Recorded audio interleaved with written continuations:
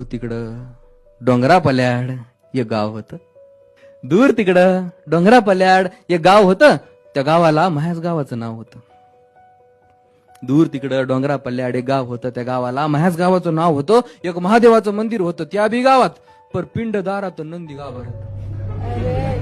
अर म्हणलं हे काय, खाली डोकं वर पाय, हळद कुंकू लिंगावर आणि पंचामृत शिंगावर. गावकऱ्याचं वागणं मला काय पटलं नाही. साला एवढा अपमान देवाचा एक बिगर पेटलं नाही.